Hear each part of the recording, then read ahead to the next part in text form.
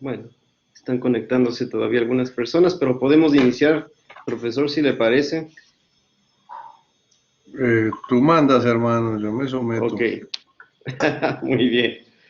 Bueno, esperemos que se conecten las 10 personas que están aquí. Muy bien. Bueno, buenas noches con todos. ¿Nos confirman si nos escuchan bien, por favor?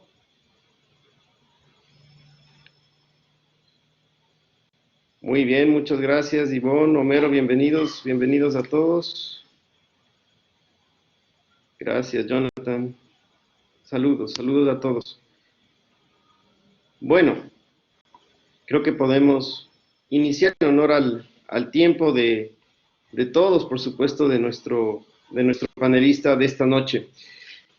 Bienvenidos a todos a este nuevo foro internacional que hemos diseñado desde la ahora Escuela de Posgrado en Derecho de la Universidad Espíritu Santo.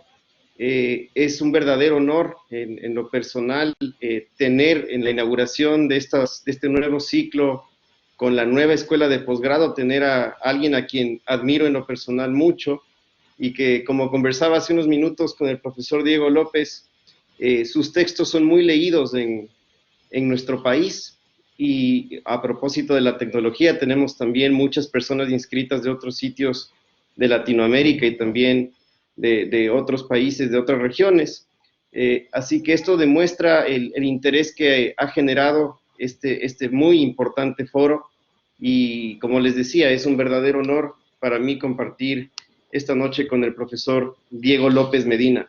Sé que la mayoría de ustedes ya lo conoce, pero quiero contarles igual un poco sobre su trayectoria para que podamos todos asimilar que estamos frente a una persona, uno de los más importantes pensadores del derecho en Latinoamérica y por supuesto quien ha generado un aporte sustancial desde la teoría del derecho latinoamericana y particularmente colombiana.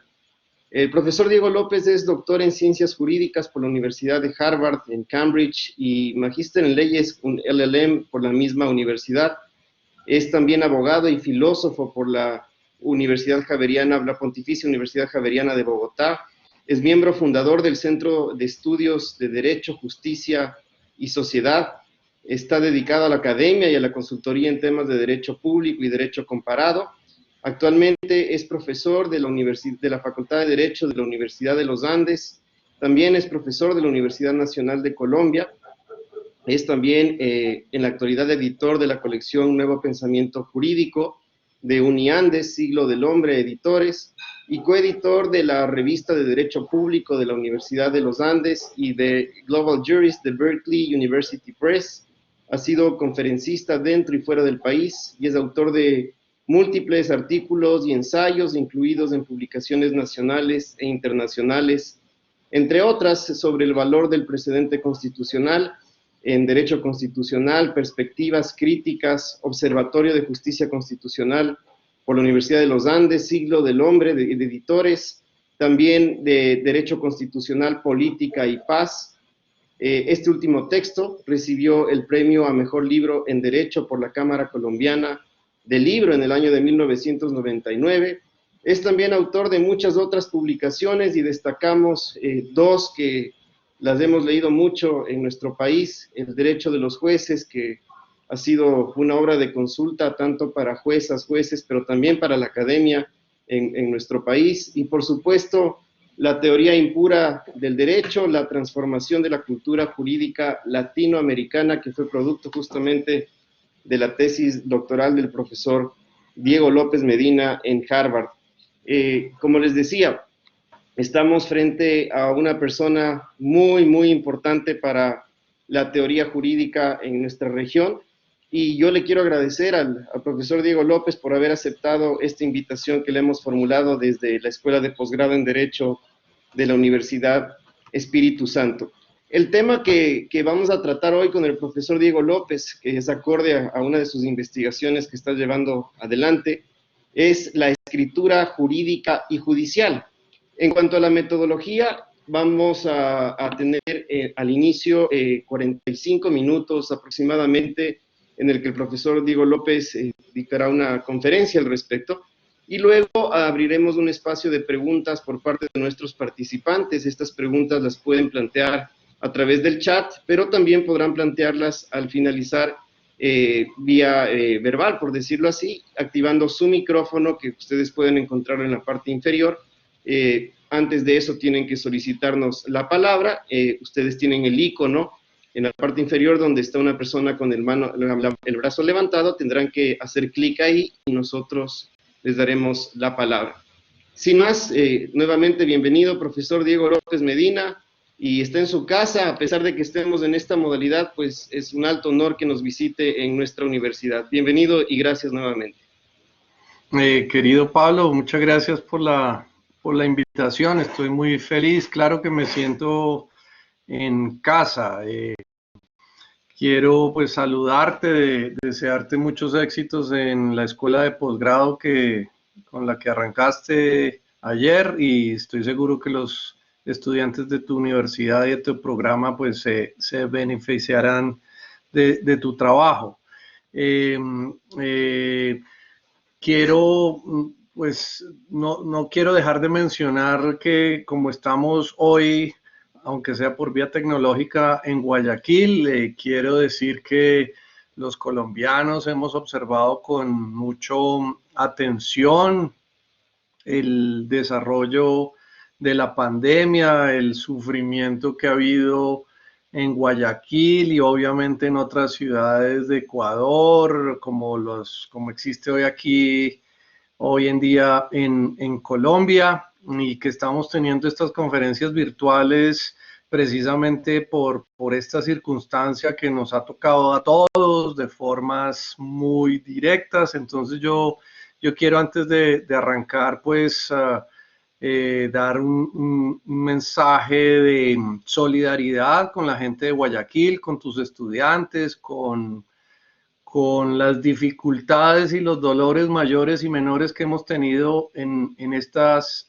épocas, y quizás recordar que en estos momentos pues vale la pena seguir adelante, seguir estudiando con enjundia, con esfuerzo, con motivación, que en estas épocas los conflictos, que es eso a lo que nos dedicamos los abogados, la gestión del conflicto, la prevención del conflicto, la convivencia social justa, pues se vuelven temas de la mayor importancia, y que tenemos que redoblar nuestros esfuerzos para darle a las sociedades donde vivimos ese bien público del derecho y la justicia. El derecho y la justicia es un bien público.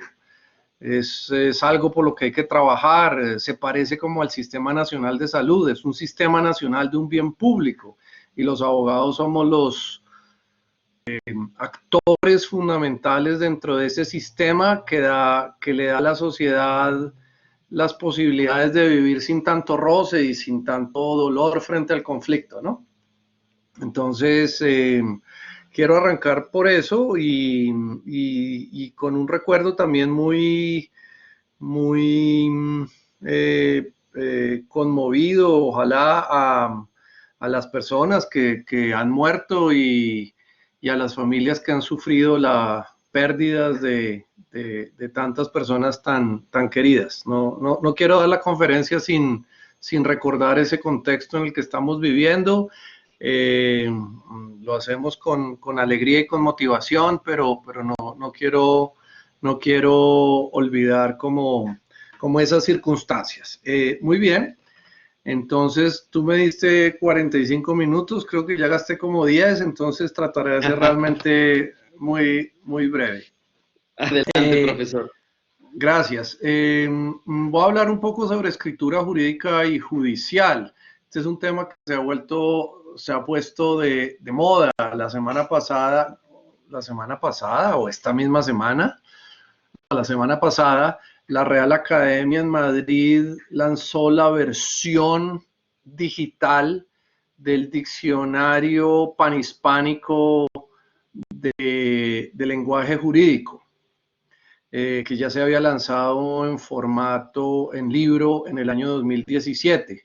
En el mismo año 2017 la Real Academia lanzó un libro dirigido por quien en aquel entonces era su secretario y hoy en día es su director, Santiago Muñoz, un libro que se llama Libro de Estilo de la Justicia.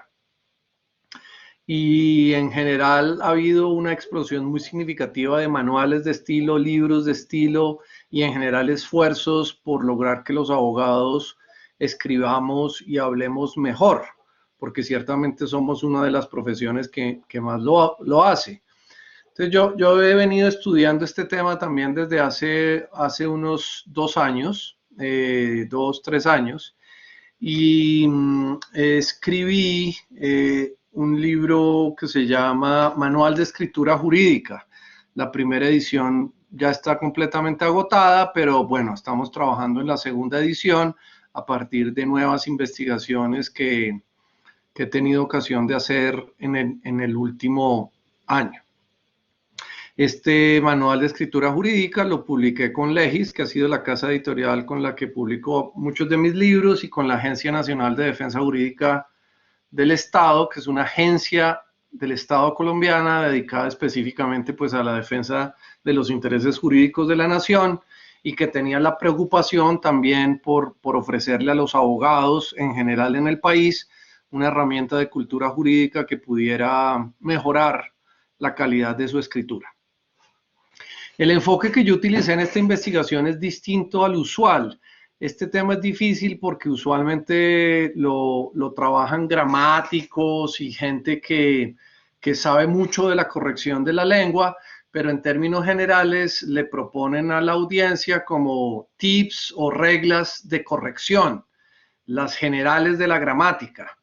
A mí me parece que ese es un enfoque no muy útil, y en este libro pues preferí más bien hacer una especie de una investigación empírica que me llevara a una caracterización adecuada de cómo es la escritura jurídica. Esta muestra empírica la hice en Colombia, con materiales tanto de la Agencia Nacional de Defensa Jurídica del Estado como con entrevistas y examen a profundidad de la prosa de abogados colombianos. A esta altura llevo 240 entrevistas a profundidad con abogados colombianos. El buen dato, Pablo, para los juristas ecuatorianos es que llevo unos 6 meses hablando de este tema en distintos sitios, y que en realidad, a pesar de que tenemos diferencias dialectales en el español que hablamos entre los países, sin embargo hay una enorme base común en el español jurídico y en la prosa jurídica. Entonces, la semana pasada la Suprema Corte de Justicia de la Nación Mexicana avaló y lanzó dentro de su propia página web el curso por YouTube que con este mismo tema he venido desarrollando en los últimos 3 meses a propósito de la pandemia, que se llama Curso Breve de Escritura Jurídica. Y lo mismo lo están haciendo un par de poderes judiciales en la Argentina. Entonces tenemos también evidencia de que es una especie como de corriente subterránea común, a pesar de las diferencias dialectales que son significativas cuando hablamos en lenguaje ordinario. Sin embargo, en el lenguaje, llamémoslo, de los abogados y en las formas forenses y judiciales, se conserva un estilo, un tecnolecto y un estilo muy, muy común que también responde. Ojalá lo podamos hoy corroborar, probar o disprobar o refutar, no importa, con los colegas ecuatorianos con relación a las características principales del estilo jurídico. Entonces, hoy voy a trabajar son muchas, yo hice el testeo para cerca de 36 variables de la escritura. Solo voy a trabajar fundamentalmente 4 pecados capitales de la escritura. Están bien probados para el caso colombiano, están bien probados para el caso mexicano, porque ya hemos hecho un poquito de investigación empírica. Los argentinos dicen que refleja completamente lo que pasa con ellos. La pregunta que yo le quiero hacer a la audiencia ecuatoriana, y sé que hay personas de otros países, es si lo que les voy a hablar hoy resuena con sus propias realidades de escritura, o es apenas un problema de colombianismos. Entonces voy a hablar de las principales solo 4 variables de 36 que tengo. Y voy a dar las recomendaciones, si les parece, frente a esas 4 variables. Entonces, no sé, Pablo, ¿te parece razonable esa agenda? Parece perfecto y muy pertinente. Bueno, entonces arranquemos. Te iba a pedir, Valeria, ¿es posible una cosa? En la pantalla a mí me están saliendo toda la gente que entra y abandona, pero distrae mucho. ¿Se puede parar esa opción?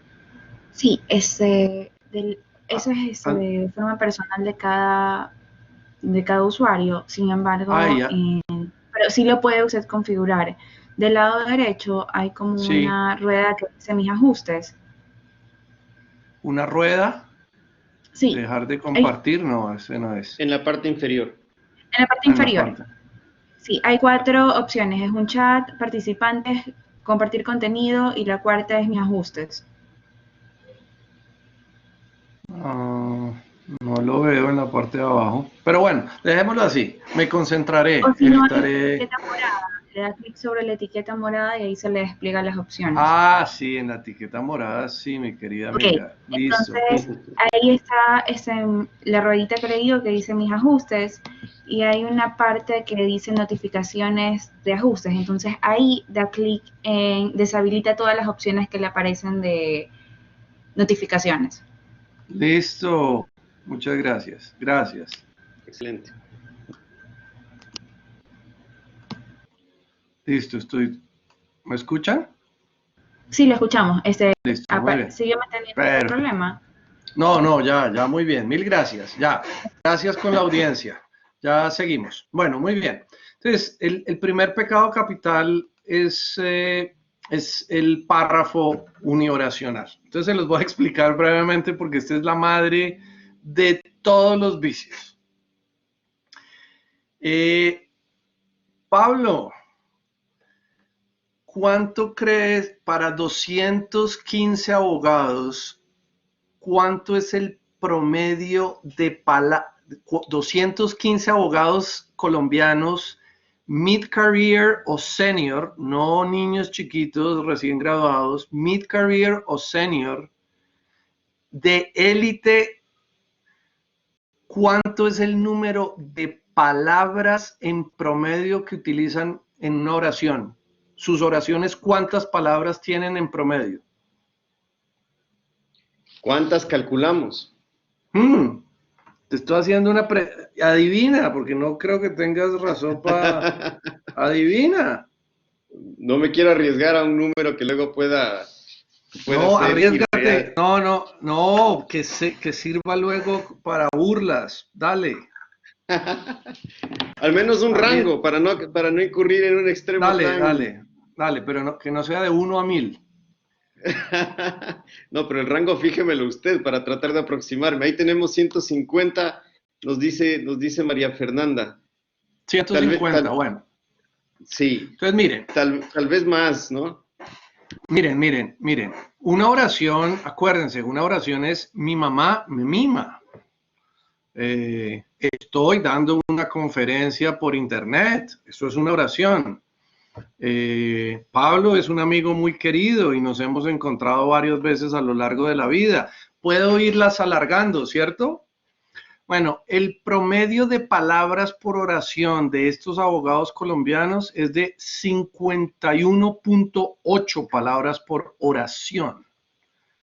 51.8 palabras por oración en promedio son oraciones larguísimas. Los reto a que me escriban oraciones de 50 palabras.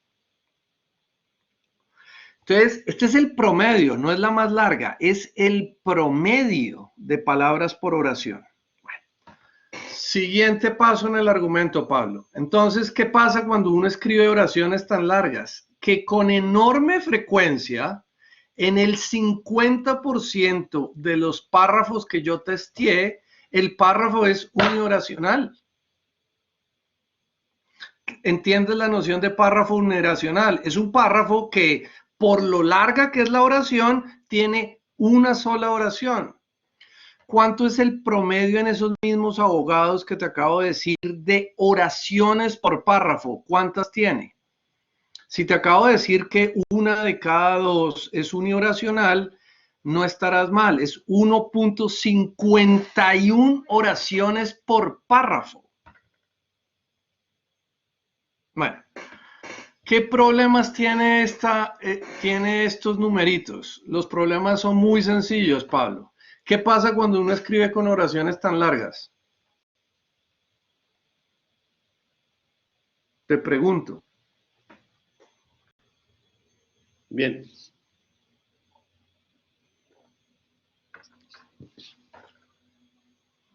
¿Me escuchas? Ahí lo escucho, profesor. ¿Qué pasa cuando uno escribe con oraciones tan largas? ¿Qué se te ocurre? Que podemos incurrir en generalidades, que no podemos manejar una objetividad en el discurso. No, está muy bien, pero eso ya está. Voy a ir como dando unos pasos analíticos muy obvios. Pues oraciones muy largas no tienden a ser oraciones simples, tienden a ser oraciones complejas. Las oraciones complejas son más difíciles de manejar. Las oraciones complejas son de distinta naturaleza según los gramáticos. Hay unas oraciones que se llaman coordinadas, otras que se llaman subordinadas y otras que se llaman yuxtapuestas y hay otras que se llaman colgadas. Esas oraciones, cuando son complejas, son mucho más difíciles de manejar porque la gente empieza a enredar el significado. Entonces, por ejemplo, Pablo Alarcón, quien es un amigo muy querido, y ha hecho estudios muy importantes de derecho constitucional, es el director de la escuela de posgrados. Empiezo a meter subordinadas adjetivas a Pablo, que es el sujeto, pero empiezo a distanciar de forma muy significativa el sujeto del verbo central. Aquí acabo de hacer una más o menos comprensible, pero a través de esas subordinaciones o yuxtaposiciones, las oraciones empiezan a enredarse el significado de forma significativa. En vez de puntos hay comas. Entonces empieza a haber una utilización relativamente errática de las comas y en las oraciones complejas el escritor empieza a perder el control del significado de la oración. Entonces, los abogados en general escribimos con párrafos unioracionales, lo encontramos en el 86.65 de las muestras, el 1.5 oraciones por párrafo, el promedio de palabras por párrafo es de 51.8 y uno encuentra en la prosa jurídica verdaderas boas constrictor que se comen a cualquier escritor. Estoy hablando de oraciones de 290, 250, 230, 170, 150, 100 palabras. Vuelvo a decir lo que dije hace un rato. Los reto a que escriban una oración bien escrita en 100 palabras y van a ver que con enorme frecuencia los escritores se enredan tratando de hacer semejantes cosas tan complejas. Entonces, ¿por qué se hace eso? Pues se hace por una sensación Los abogados lo queremos decir todo en una oración.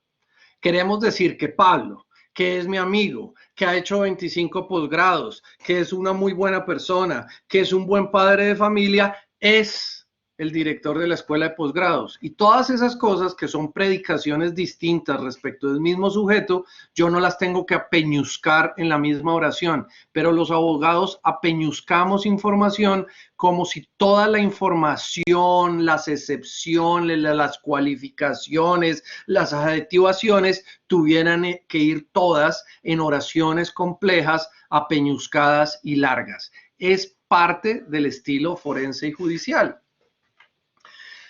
¿Cómo sé yo que 51.8 palabras por oración es malo o es excesivo? Pues porque existen expertos en la materia que recomiendan que en la lengua española no haya el promedio de un escritor que controla la lengua es de 20 palabras por oración. 51.8 es más de el 150% por encima del límite recomendado. Hay incluso profesores de escritura que recomiendan promedios mucho más estrictos, 19, 18 palabras. Los invito a que escriban oraciones de 20 palabras y van a ver que una oración de 20 palabras es sumamente cómoda, es un espacio sumamente confortable para escribir lo que uno quiere escribir, a menos que quiera contar toda la historia del mundo en una sola oración. Y parte de lo que está pasando en la prosa jurídica y en la prosa judicial es que escribimos estos mamotretos de oración. Este es el error matriz. ¿Por qué es el error matriz, Pablo? Por una sencilla razón. Porque de estos problemas de oraciones largas y complejas vienen todos los problemas de opacidad, ambigüedad en el lenguaje, cantinfleo, etcétera, etcétera, que acompañan la prosa jurídica y la judicial. ¿Cuáles son las recomendaciones? Pues muy sencillas. En vez de escribir párrafos unioracionales u oraciones excesivamente largas, las dos caras de la misma moneda, pues deberíamos escribir oraciones cortas y concisas. En vez de muchas comas y comas, que son los puntos de puntuación, que son los signos de puntuación que están en las oraciones largas, pues las oraciones cortas tienen una cosa muy sencilla, el punto seguido. Muy bien. Entonces ese es el primero. Veamos un ejemplo, si te parece, Pablo. Pablo, ¿lo quisieras leer, por favor? Claro que sí. Caso contrario, pero que de igual manera es producto de la naturaleza, como se explicó, es la inundación.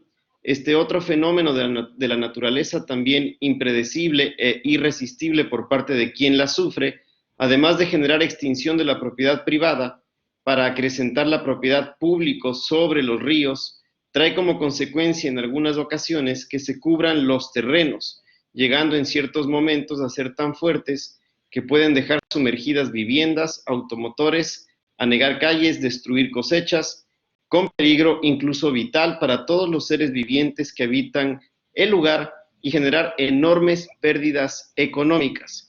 Promedio de 97 palabras en una oración.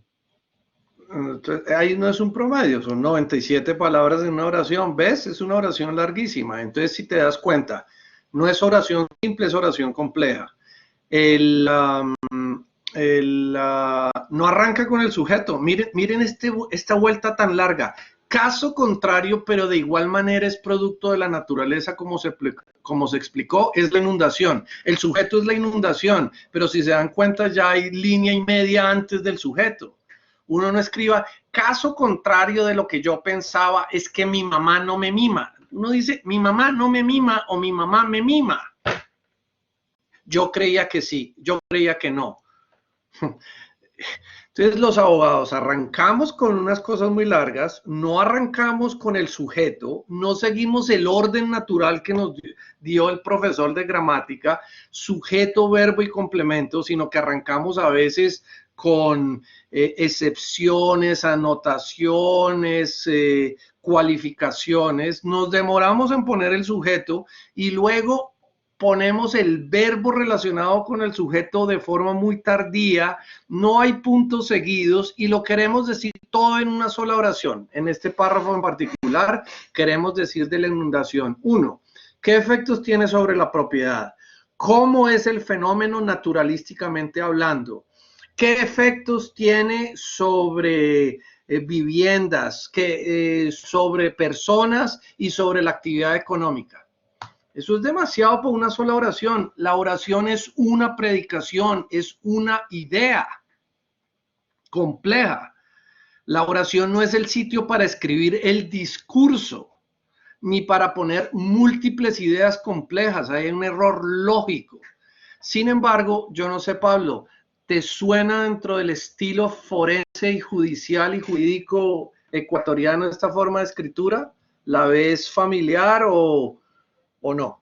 La veo familiar, sí, eso se encuentra también en nuestro caso. Y no es una anomalía ni una excepción, este es el estilo regular de escritura, Pablo.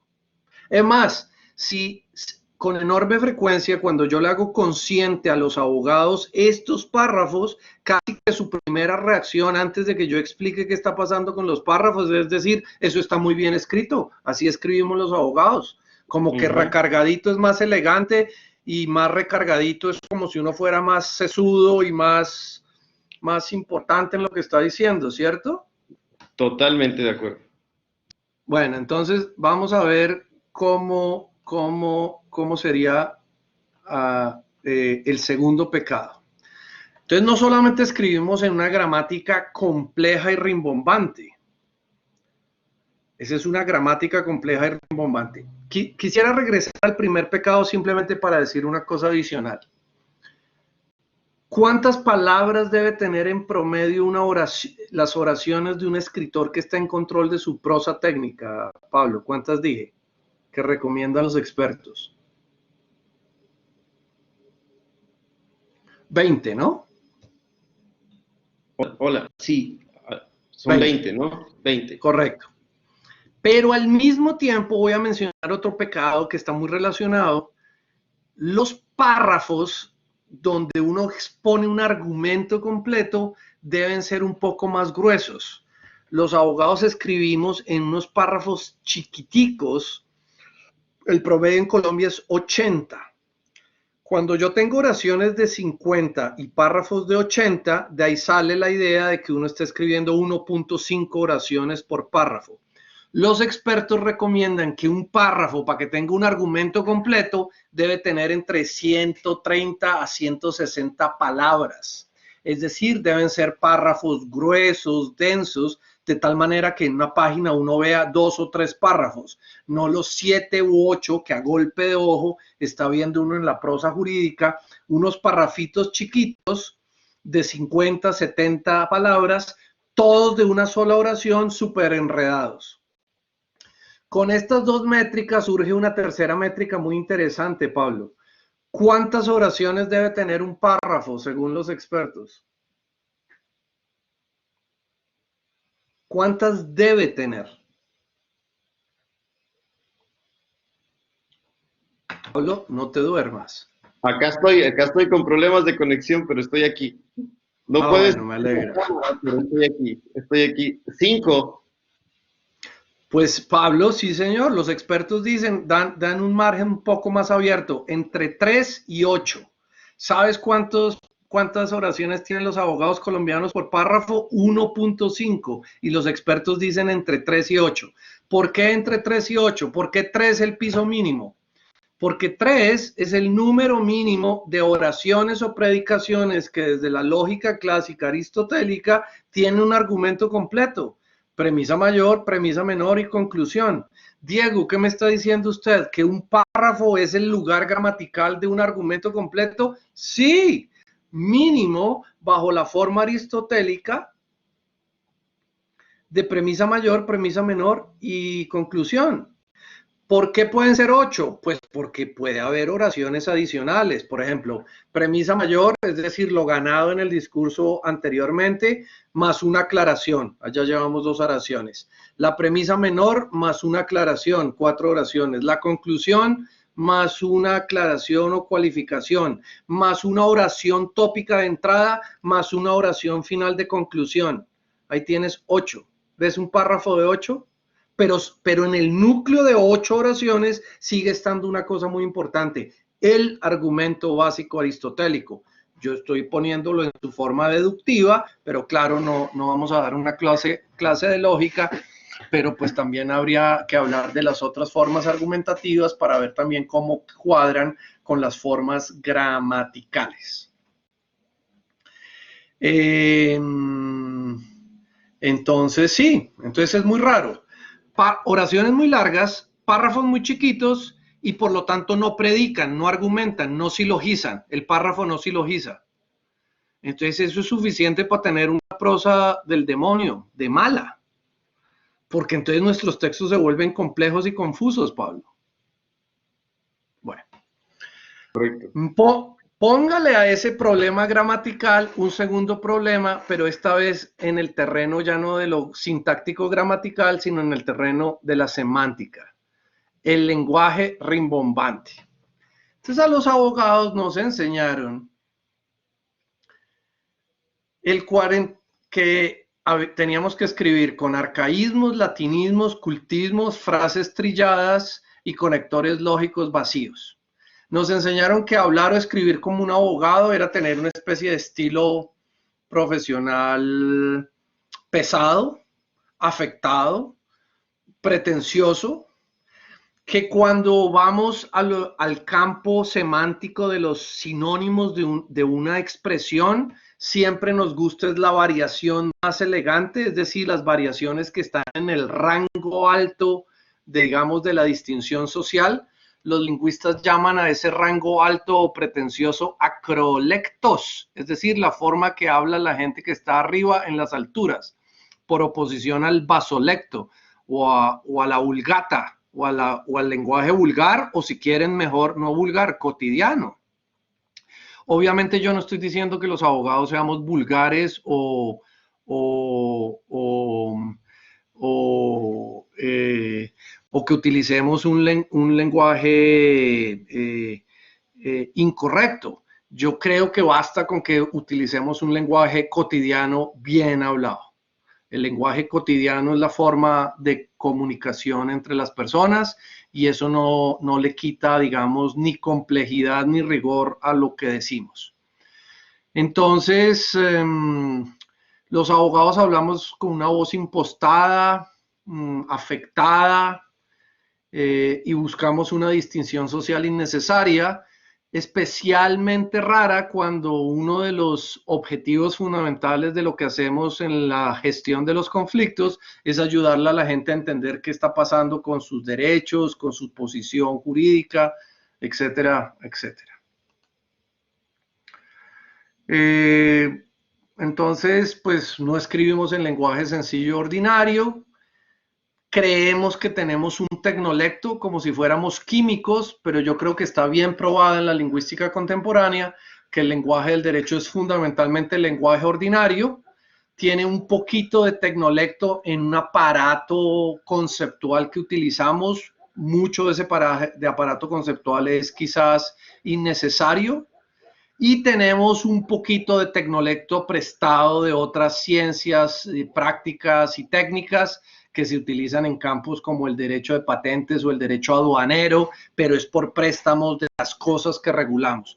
Pero el derecho como tal es fundamentalmente el lenguaje práctico de derechos, deberes, leyes. Pues químicos no somos, ¿cierto, Pablo? O sea, no tenemos un lenguaje formalizado de ninguna manera. Pues sí, Claro, eso no. La matematización. Señor. Algunos parece que sí, me refiero. Sí, pero gente más bien chabacana, Correcto. la gente seria que ha tratado de matematizar o de formalizar el lenguaje del derecho no ha avanzado mucho y eso se ha quedado fundamentalmente dentro de unas corrientes analíticas para hacer algunas formas de análisis de proposiciones jurídicas, pero no hemos tenido avances significativos, llamémoslo, que colonicen las prácticas jurídicas ordinarias. ¿Estamos de acuerdo? De acuerdo. Cosa que sí ha pasado en la matemática, en la química y en la física, donde las formas ordinarias son incomprensibles sin la matematización que se ha logrado en esos campos. ¿Estamos de acuerdo? Bueno. Entonces los abogados yo no creo que tengamos un tecnolecto, yo no creo que tengamos un lenguaje técnico, tenemos algunos aspectos o características o una porción relativamente pequeña del derecho es lenguaje técnico. Mi conferencia hoy espero que haya sido en completo lenguaje ordinario, ¿cierto? Yo no he utilizado ninguna formalización ni ningún lenguaje técnico, salvo la palabra acrolecto y 2 o 3 tecnicismos lingüísticos que he utilizado, no mucho más de eso. Muy bien.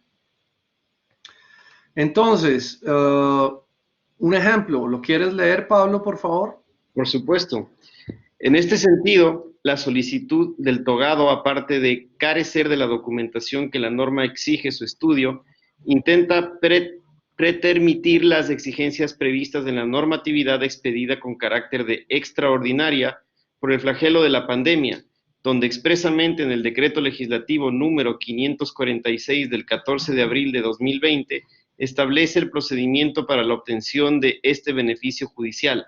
Además, si el togado realiza un estudio debido de esta normatividad, puede establecer sin mayor esfuerzo los delitos que cobija, así como las excepciones que existen. Actuar en contrario es agudizar más la crisis, congestionando la ardua labor de estos Jueces, JEPS. jueces de ejecución de penas y medidas de seguridad. Muy bien. Que realmente se presenta por la situación catastrófica actual, sumada a la alta carga de personas privadas de la libertad. 123 palabras. Si te das cuenta, seguimos en el mismo, en el primer pecado capital. Otra vez, oraciones complejas, larguísimas. 123 palabras en una oración. No somos capaces de poner puntos seguidos. Así es. Luego, no somos capaces de arrancar simplemente por un sujeto, Pablo. Mira cómo arranca esta oración. En este sentido. ¿Qué significa en este sentido? ¿Eso no es una muletilla más bien? Ese no es un conector con un valor lógico claro. En consecuencia, en resumen, en este sentido, es como una muletilla que nos gusta a los abogados, muy parecida a ahora bien, ahora. Así es. Es decir, y otra cantidad de muletillas. Quiero que vayan y revisen sus escritos. Van a ver que rara vez empiezan una oración con el sujeto. Siempre queremos arrancar con un conector en apariencia lógico, pero que no es lógico, sino que es una especie de fetiche. Es como, no sé, un muñequito de esos cuando uno tenía cuando niño, que le da seguridad, porque no somos capaces de arrancar una frase con un sujeto. Pablo es mi amigo. En ese sentido, y dadas así las cosas, Pablo, que es una gran persona y con quien me he visto varias veces y que tiene un hijo hermoso, es mi amigo. Esa es la forma de redactar de los abogados. Así es. Bueno, pero vámonos, el lenguaje rimbombante. ¿Togado? ¿Togado? ¿Quién dice togado? ¿A quién se está refiriendo? ¿Al juez? ¿Al abogado? Pretermitir, Pablo. ¿Quién sabe qué es pretermitir por fuera de un abogado? O sea, por fuera del derecho. ¿Quién usa esa palabra? Flagelo, Pablo. Flagelo. Y luego, una cosa bellísima, no somos capaces, nos encanta sustantivizar, carecer de la documentación. La solicitud del togado, aparte de carecer de la documentación que la norma exige para su estudio. ¿Qué tal decir, la solicitud del togado no trae los documentos? Así es. La solicitud del togado, aparte de carecer de la documentación, intenta pretermitir las exigencias. Exigencias se puede poner condiciones. ¿Te acuerdas que te dije que siempre nos íbamos por el acrolecto o por la variación elegante? Exigencia correcto. Nos parece normal, pero exigencia es una palabra exigente ya. Pero los abogados no nos damos cuenta de eso, porque a nosotros nos encanta expedida, exigencia, flagelo, pretermitir. En vez de poner, colocar. En vez de hacer, establecer, etcétera. Verbo actuar en contrario. Fíjate en la última semioración abajo, en la última oración subordinada. Actuar en contrario. Actuar en contrario es un verbo, pero lo nominalizamos. Eso se llama procesos de nominalización, que es rarísimo. Poner verbos como nombres o como sustantivos es una cosa chistosísima en esos procesos de nominalización. Pero volvamos todo esto otra vez, Pablo. Entonces mira las dos características que se sobreponen. Oraciones complejas, por un lado, y por el otro lado, una especie de falsa distinción o pretenciosidad semántica. Tú sumas esas dos características y terminas con una prosa abstrusa y de difícil comprensión, cuando queríamos decir cosas relativamente sencillas. ¿O te parece que estos párrafos decían cosas muy complejas? Léeme por favor una edición que yo propongo para ese párrafo. Todos estos párrafos son reales, por supuesto, ¿no? El párrafo anterior es de una decisión judicial de este año, como se habrán dado cuenta, frente a unos beneficios penales que se les estaban dando a ciertas personas. Muy bien. Mira la edición que yo propongo.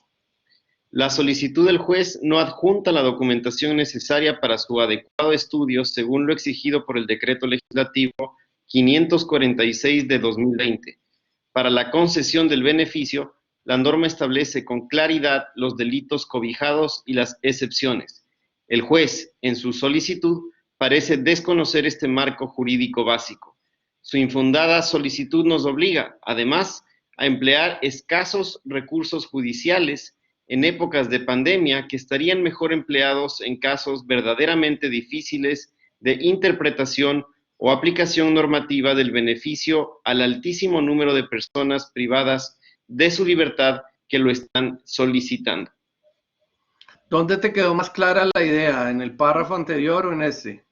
Si digo el anterior, este por supuesto. Si dices el anterior, te saco inmediatamente la conferencia y te bloqueo por el resto de la vida. Justo por eso, este está clarísimo. Bueno, muy bien.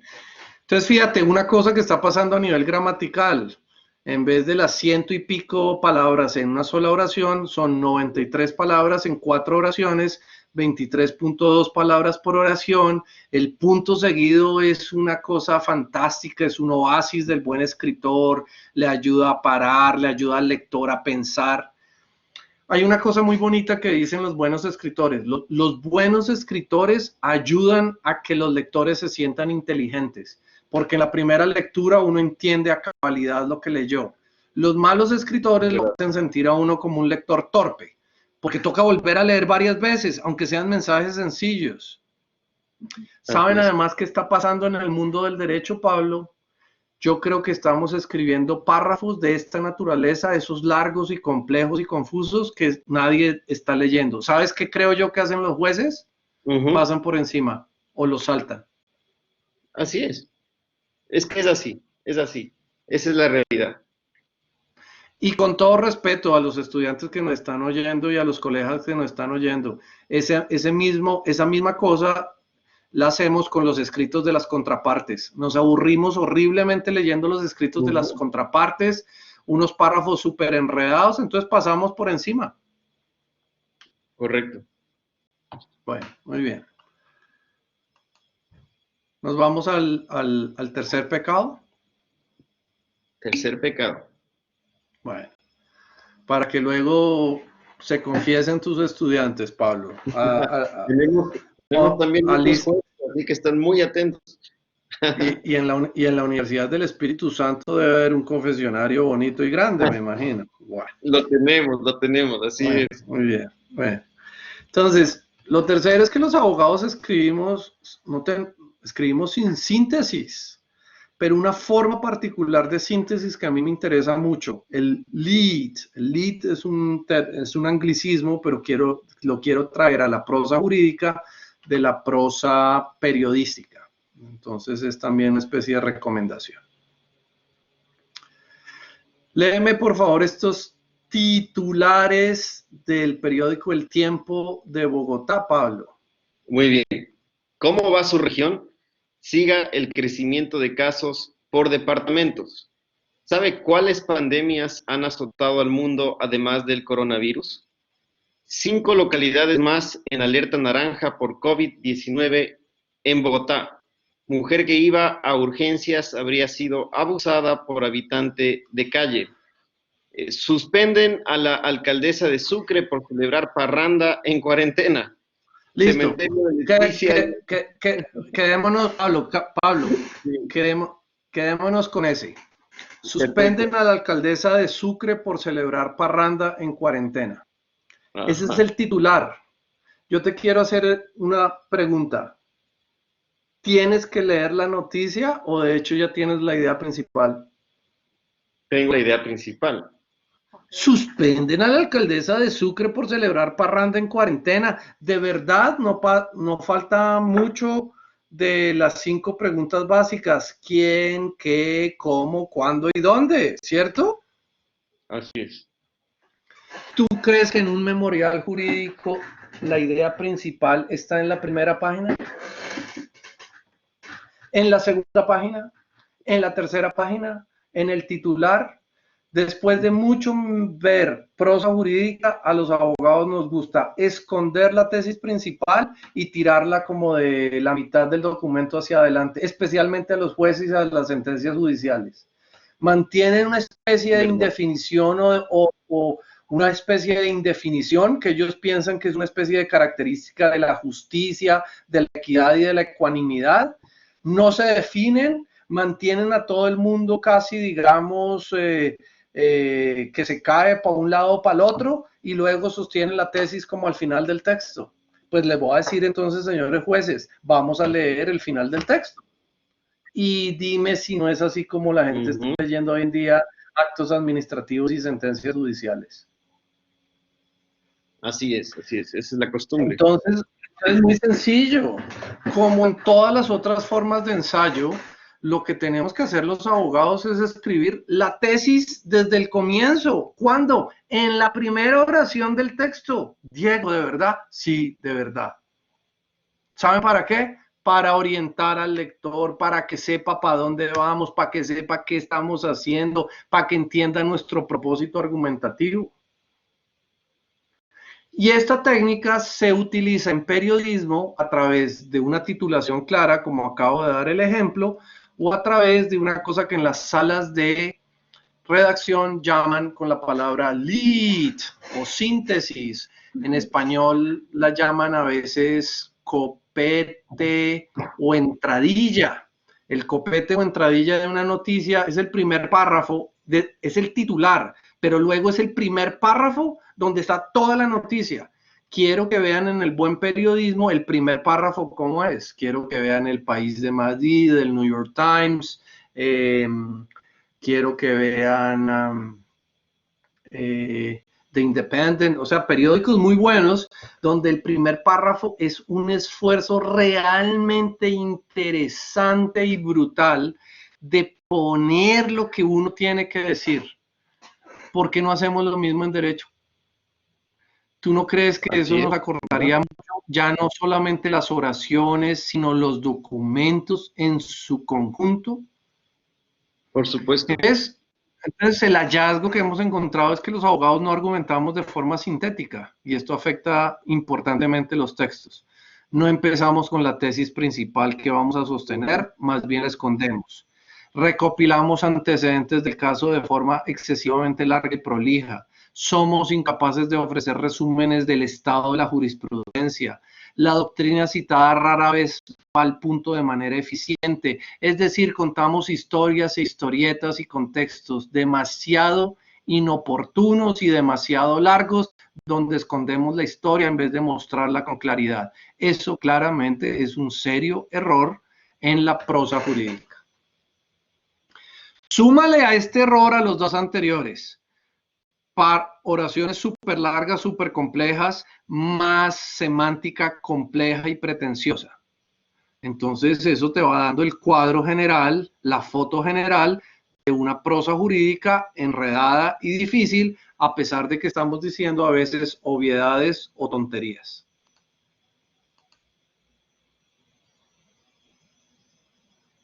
¿Quieres leer el ejemplo del problema, Pablo? No, con gusto. De ahí es dable concluir que en el caso subexámine no hubo una justificación para determinar el llamamiento a calificar servicios del accionante, por lo cual se infringió el derecho al debido proceso alegado por él, así como sus derechos de defensa y acceso de administración de justicia, en los términos indicados en esta sentencia, toda vez que al desconocer las razones que produjeron su retiro de la institución, se le impuso una carga insoportable frente al ejercicio de la acción de nulidad y restablecimiento del derecho decida por el Tribunal Administrativo de Cundinamarca, sección segunda, subsección A, y el Consejo de Estado, sección segunda, Subsección B, objeto de la presente acción de tutela. ¿Ves? Todos los problemas se van uniendo uno con otro. Entonces, una oración de 115 palabras, con lenguaje rimbombante, caso subexámine, con estructura rara. ¿Cómo te parece? De ahí, ¿te acuerdas que hablaba de unos conectores fetiches? De ahí. Y luego mira esta forma de arrancar, en vez de decir uno, Pablo es mi amigo, es dable concluir que en el caso subexámine no hubo una justificación. No hubo justificación. Así es. No hubo justificación. Para determinar el llamamiento a calificar servicios del accionante. Mira esa primera frase, la tengo que releer como 20 veces y es una tontería, pero no ayuda. De acuerdo. Vamos a ver, Pablo, si la edición te parece. ¿La lees? Yo, juez, concluyo que se le violaron derechos fundamentales al agente de policía Pedrito Pérez. La Policía Nacional lo llamó a calificar servicios sin ofrecerle un procedimiento administrativo en el que él pudiera manifestar sus descargos. La ausencia de este procedimiento administrativo le viola al subintendente de policía sus derechos al debido proceso, a la defensa y al acceso de administración de justicia. ¿Cuál está más claro, Pablo?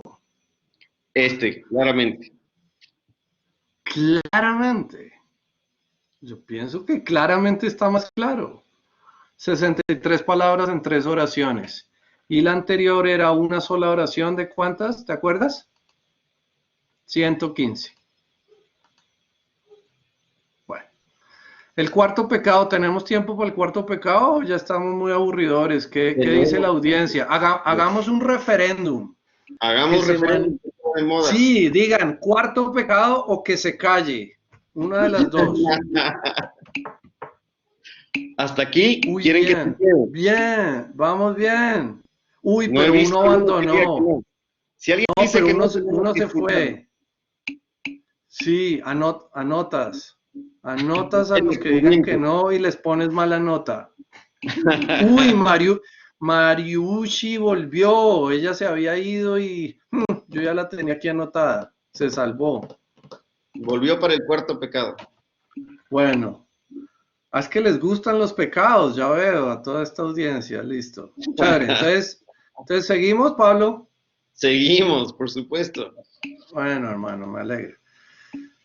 Todo esto hace en realidad que la prosa jurídica tenga una muy mala relación entre potencia y peso. Voy a tratar de contarles ¿Qué es la relación entre potencia y peso? En Colombia, la prosa jurídica suele tener más peso que potencia. El peso de nuestros textos parece ser más importante que la potencia de lo que se dice. Entonces son textos que divagan, hacen digresiones, dan vueltas, están en oraciones largos. Eso se vuelve muy pesado y no nos interesa como la potencia. Pablo es mi amigo. No, dadas las cosas y después de mucho pensarlo y de considerar que es una buena persona y que tiene una familia muy hermosa, Pablo es una amistad cercana. Pues Pablo es mi amigo. Está más potente, ¿cierto? Sin tanto peso, sin tanta maleza, ¿no? ¿Por qué no decimos las cosas sin tanta maleza? En la micronarrativa, en literatura, hay buenos ejemplos, por eso los traigo. La micronarrativa son microrelatos, donde simplemente la gente es capaz de escribir historias poderosísimas sin casi ningún peso. Hay un escritor que a mí me gusta mucho en inglés que se llama Leonard Michaels. Él tiene un microcuento que se llama The Hand. Arriba los que quieran leerlo en inglés, abajo lo traduje al español. ¿Lo quieres leer, Pablo? Claro. La mano, golpeé a mi niño pequeño. Mi enojo era poderoso, como la justicia. Descubrí que no tenía ninguna sensación en mi mano. Dije, oye, quiero explicarte las complejidades. Hablé con seriedad y atención, como lo hacen los padres. Cuando terminé, él me preguntó si yo quería que me perdonara. Y dije que sí. Él dijo no, as bajo la manga. ¿Ese cuento está potente, Pablo? Es potente. ¿Y quieres contar cuántas oraciones tiene? A ver, vamos.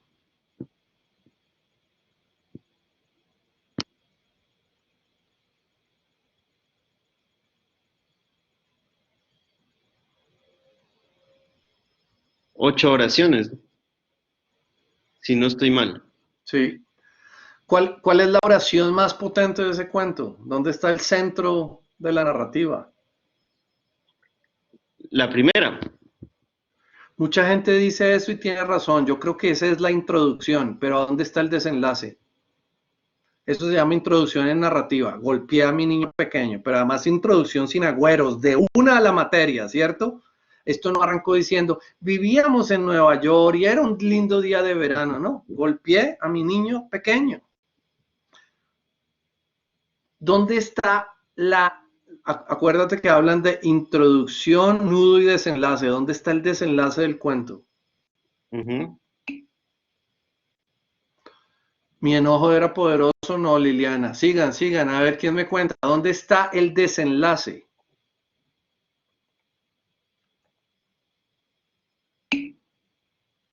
Haz bajo la manga. No lo es una calificación del desenlace. Haz bajo la manga es chévere. No. Cuando termine, no hablé con seriedad. No. Alguien le tiene que pegar. En mi opinión, ya no los veo, solo veo como los 10 primeros y luego no veo los otros. Ahora tenemos todas las opciones en el chat. Alguna tiene que ser. A ver, están todas en el chat, voy a mirar el chat. Hay Chat varias. privado. A ver, continúa, doctor. No, eso no es. Él dijo no. Listo. ¿Quién? Cerrar. Ya, espérense. Luis Eduardo Obando Gómez. Él dijo no. Yo estoy de acuerdo con Luis Eduardo. Él dijo no. Esa es la bofeteada, ¿no? Ahí es donde se nos rompe el corazón a todos los padres que leemos ese cuento. Hijo, no sabes las complejidades de la vida. ¿Qué sé? ¿A qué estaría refiriéndose el padre? Vaya uno a saber en el microrrelato. La vida es dura, el trabajo es horrible. Acabo de ir a una conferencia de un colombiano espantosa. Además de eso, estoy preocupado por el COVID-19 y no me contuve, te golpeé. No entiende las complejidades. Y el hijo le pregunta, ¿quieres que te perdone, padre? Y yo le dije, sí, hijo, perdóname. No te voy a perdonar, papá. Ese es el desenlace, ¿cierto? Haz bajo la manga. Haz bajo la manga. Estoy de acuerdo con Luis Eduardo. Muy bien, Luis Eduardo. Él dijo no. Es una oración potentísima. ¿Cuántas palabras tiene esa oración? 3 oraciones. Él dijo no. 3 palabras, Pablo. ¿Cuántas palabras se necesitan para hablar potente? 3. Él dijo no. ¿Sabes cómo lo diríamos los abogados? Luego de ponderar la situación de forma extensa y consultar su corazón, negó la posibilidad. Bueno, acabas de dañar el cuento o el estilo del cuento de forma significativa. Hay micropoesía, ¿no? Hay un estilo que nace con el budismo zen en Japón que se llaman haikus. Matsuo Basho es como el maestro clásico del haiku japonés. ¿Qué tal este? Cae y cae el rocío. ¿Qué tal si yo lo usara para limpiar el mundo? Acuérdense que, digamos, la métrica de un haiku es de 17 sílabas. No son más de 17 sílabas. Y Borges tiene uno que a mí me gusta mucho.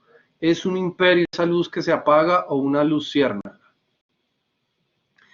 Yo sé que los abogados no somos micronarradores ni estamos en el negocio de escribir microcuentos, pero de verdad deberíamos traer muchas de estas técnicas donde la potencia es más fuerte, más importante que el peso a la escritura jurídica. Porque en los escritos jurídicos sí hay lugar para poner micronarrativa. en el resumen de casos, en el resumen de la jurisprudencia, en el resumen de las sentencias y de la historia procesal del caso. Los abogados hacemos recuentos extensísimos, cosas que deberíamos resolver a través de micronarrativa y de micro recuentos, no de macro recuentos que vuelven imposibles nuestros memoriales, querido Pablo. Entonces, pues sí, un resumen general de todo esto que estoy hablando es que deberíamos escribir con mayor potencia y con menor peso. ¿Quieres leerme este ejemplo?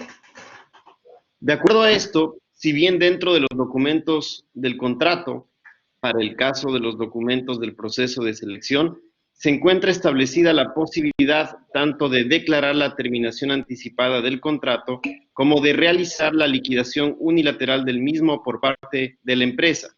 Esto no obedece al resultado de un acto administrativo por parte de la entidad contratante, sino a la posibilidad otorgada por el acuerdo de la voluntad de las partes, siendo exigible a nosotros el informar a la aseguradora la terminación anticipada como la suscripción del documento de liquidación unilateral, requisito plenamente cumplido por la empresa, ya que tal es el conocimiento de la aseguradora de dichos actos de acuerdo a las comunicaciones remitidas que se allegaron en el acápite de pruebas.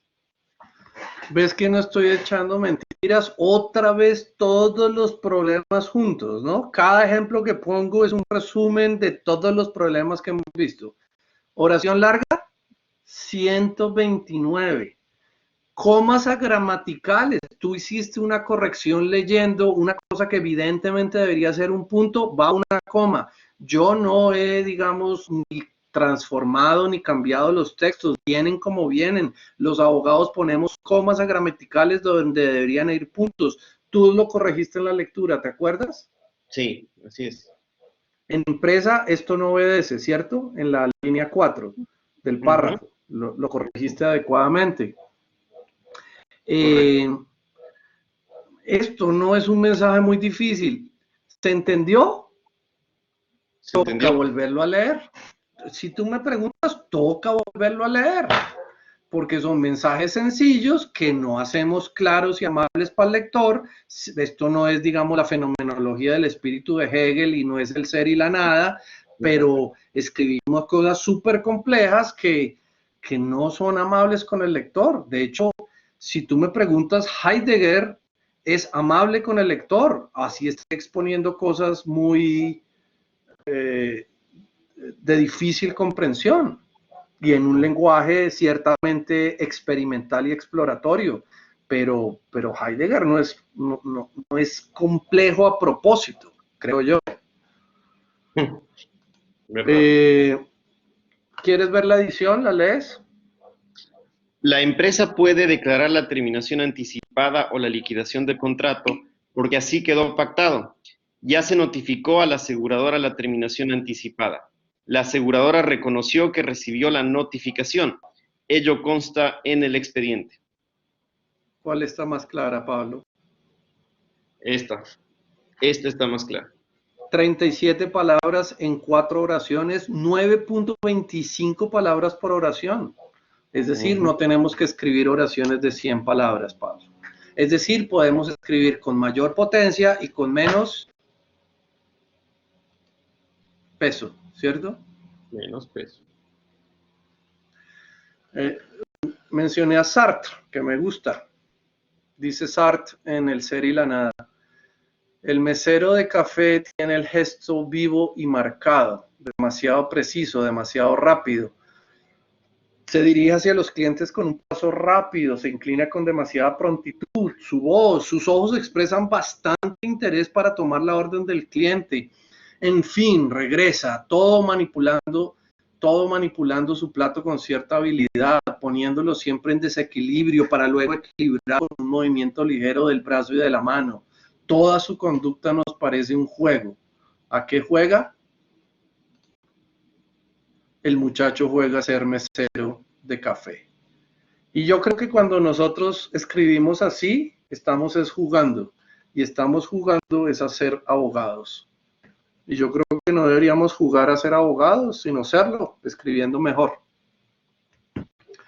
Bueno, ese es más o menos los 4 pecados capitales, Pablo. Entonces mi pregunta a ti y a la audiencia es, ¿estoy hablando muchas bobadas para el caso ecuatoriano o tienen alguna sensación de que esto también está funcionando así en el caso ecuatoriano? Esa sería mi pregunta a ustedes, queridos amigos.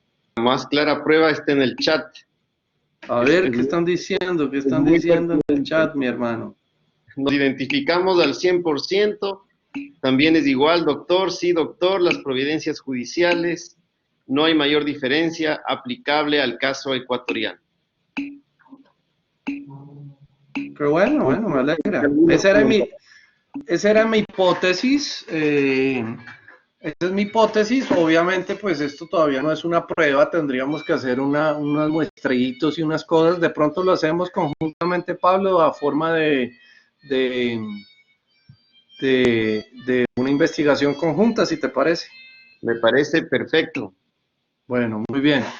Si quieren, pues escucho alguna pregunta. Yo sé que es tarde, quizás los he cansado con una exposición muy larga, pero les agradezco mucho que hayan tenido la paciencia de escuchar mis bobadas y si hay alguna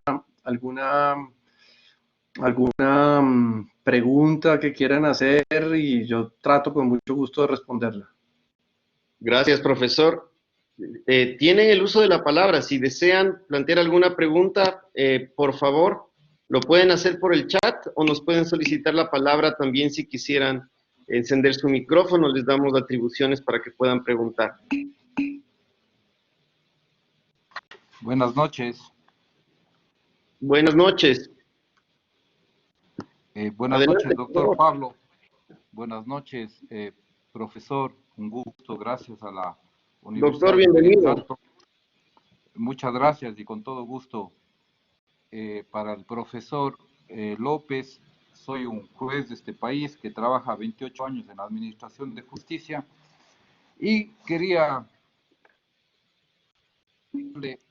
respecto a su brillante exposición. Bueno, el chat dice que pasa exactamente igual. Yo sí creo que hay que hacer una distinción.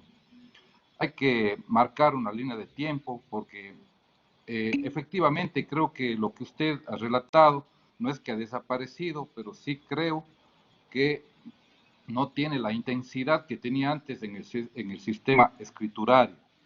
Ahora estamos en un sistema oral.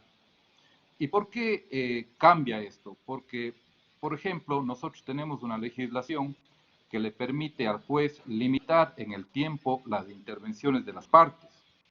Entonces, eso estamos hablando aproximadamente en materias no penales desde el año 2016, lo que ha ido provocando que el abogado se prepare mejor en lo que tiene que decir, porque indudablemente puede enfrentar un escenario donde que le limiten el tiempo y él sabe que tiene que ser, para utilizar su expresión, potente en la utilización de lo que va a decir en ese corto tiempo para dejar claro cuál es el problema jurídico que el juez tiene que resolver.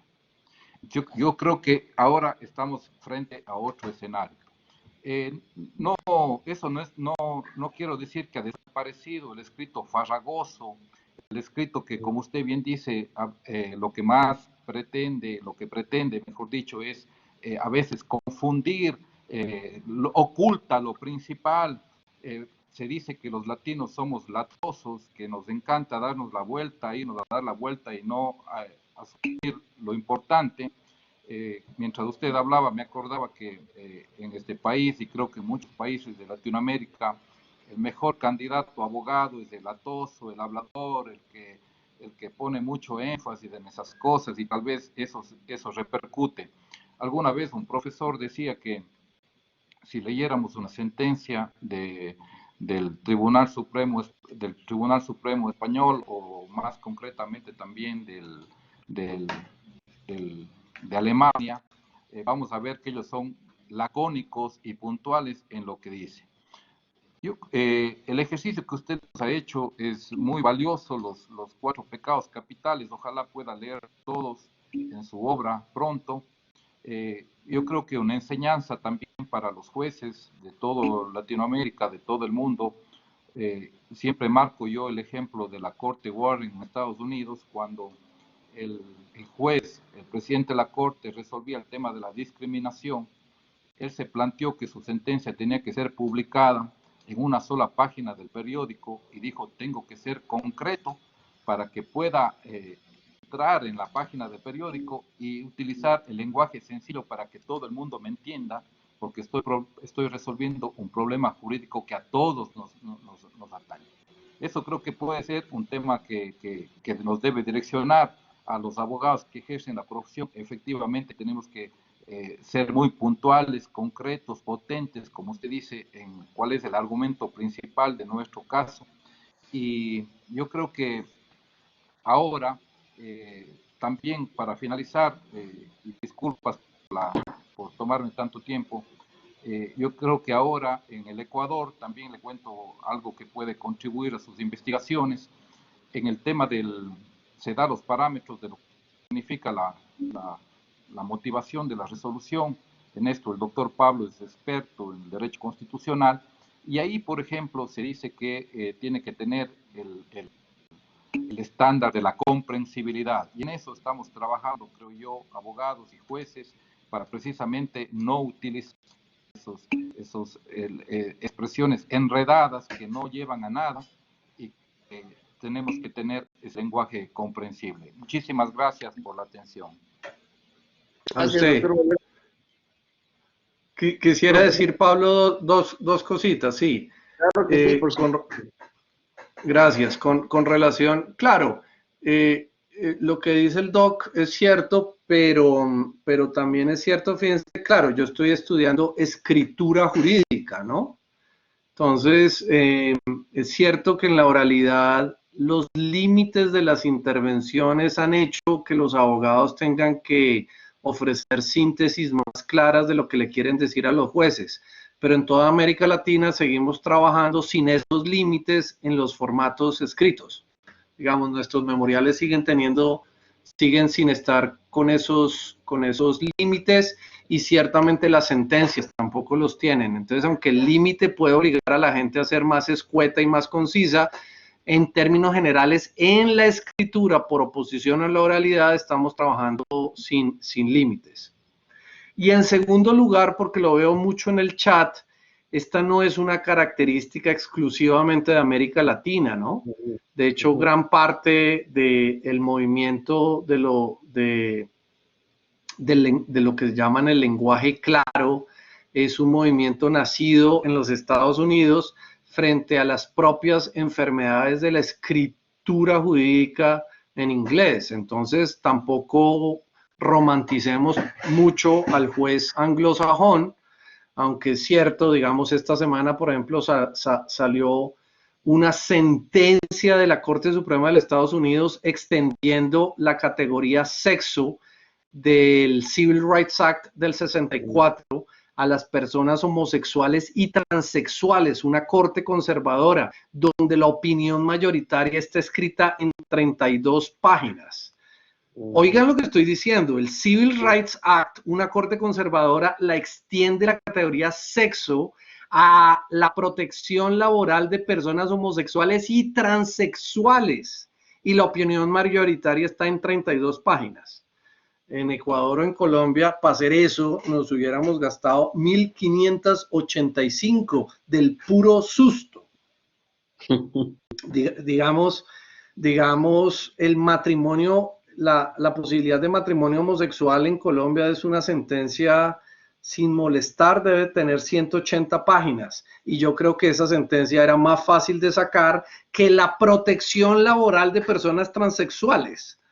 O sea, especialmente por una corte conservadora en la interpretación no de la Constitución, sino del Civil Rights Act del 64. Léanlo esta semana, es una sentencia de esta semana de la Corte Suprema de Justicia de los Estados Unidos. Muy bien, excelente respuesta, y sí, tenemos que leerla. Les invito a todos que tomen nota de lo que está mencionando el profesor López Medina, porque esto es muy importante para materializar esto que estamos advirtiendo en esta conferencia. Fernanda, por favor, si quieres hacer uso de la palabra, ya le damos inmediatamente la misma.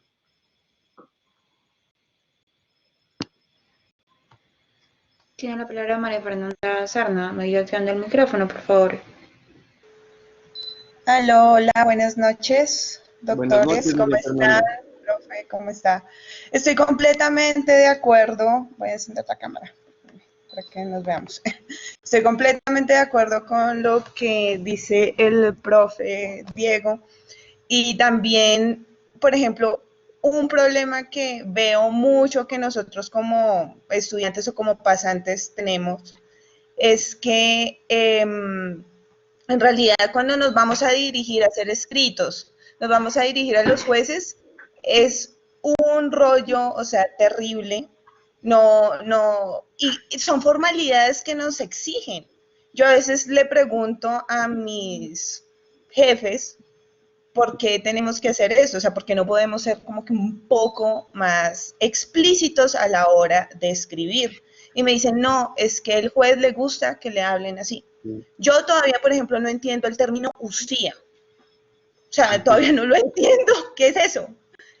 Entonces, sí, es bueno, por ejemplo, este tipo de webinars son muy buenos para que de una u otra forma vayamos modernizando el derecho y entendamos que el derecho, si la finalidad es proteger a la persona que está indefensa, y la mayoría de las personas que están indefensas no tienen acceso a un lenguaje jurídico, la idea es que esto, o sea, que el lenguaje sea comprensible, y la comprensión no implica que sea engorroso el hecho de escribir. Yo en realidad felicito mucho al doctor y muchas gracias por la oportunidad de poder hablar. ¿Ya? Hasta luego. Gracias, María Fernanda. Gracias. Profesor Diego López. No, yo estoy de acuerdo, me parece que María Fernanda lo dijo bien y elocuentemente, entonces ahí la respaldo. Voto concurrente.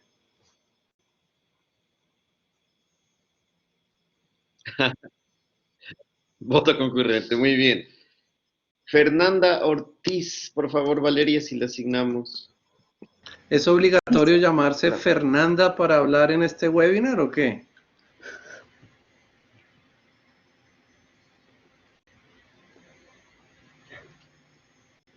Fernanda, ¿puede activar el micrófono, por favor?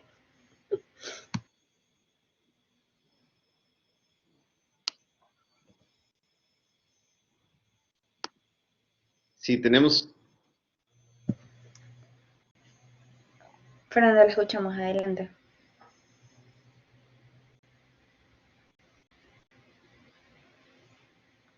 Creo que se desconectó. Seguimos con la siguiente pregunta por parte de Marta.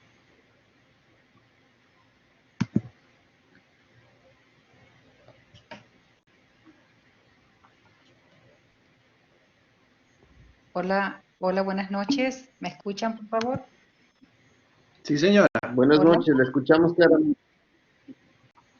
Gracias. Me presento. Soy de la ciudad de Portoviejo, doctora en jurisprudencia, Marta Macías Barrezueta de Cadena, y también soy vicedecana de la Escuela de Derecho de la Universidad Técnica de Manabí. Así que felicitaciones, doctor Pablo. Siempre estoy haciendo el seguimiento a la UES porque es también una universidad referente de nuestra costa y, por qué no decirlo, del Ecuador. Gracias, Diego, como buen colombiano, con una buena dialéctica. Nosotros damos derecho en una modalidad online. Entonces, es importante para el abogado la lingüística y también que ese mensaje oral, escrito o verbal llegue con esas 3 C: claro, concreto y conciso. Y ha resultado muy interesante escucharte, Diego, el tema de los 4 pecados capitales de los cuales no se debe hacer uso. Y la compañera, que entiendo yo que es de la UES, que me antecedió en la palabra, que decía no entiende a veces de pronto el término inquisidor, de usía, o de pronto tal vez el hecho de que cuando se elaboran las demandas, me refiero a lo que es la parte no penal, ¿verdad? Entonces, obviamente uno tiene que cumplir con los requisitos que exige la ley de hacer esa demanda con base a todas estas exigencias.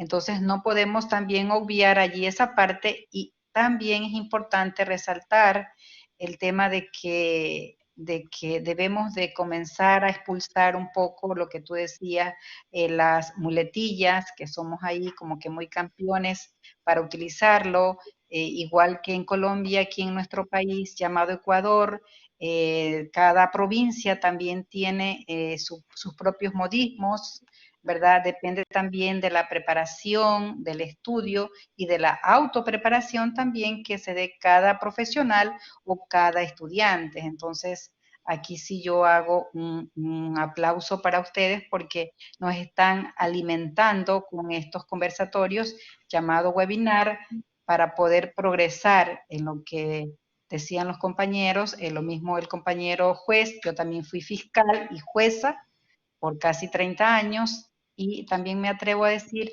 esta parte de que de pronto copiamos cosas del sistema anglosajón, pero también vemos allí ventajas y desventajas, como igual también nosotros también la tenemos.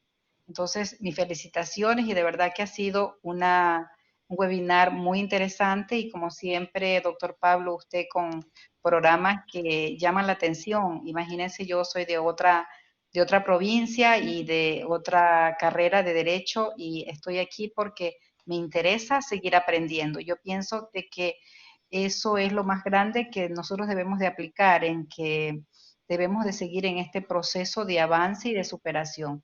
Así que felicitaciones.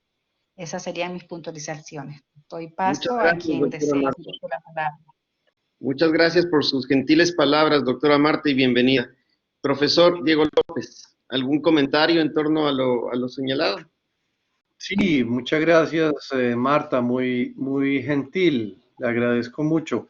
Quería, a propósito de lo que usted dice, también pues contarles una cosa, y es esta investigación más grande está en el libro se llama Manual de Escritura Jurídica, y también hemos sacado como una serie de episodios en YouTube que están bajo el título de Curso Breve de Escritura Jurídica, y son 15, donde pueden ver no solamente estos 4 pecados capitales, sino 10 o 12, creo que alcanzamos a trabajar. Insisto, en el libro hay mucho más, pero pueden ver también como 15 episodios con ejercicios y tal, a los que quieran ir profundizando eso, lo pueden buscar en los buscadores como Curso Breve de Escritura Jurídica, o en YouTube también Curso Breve de Escritura Jurídica, y los pueden ir haciendo, que yo creo que también es otra forma de ir profundizando en el tema.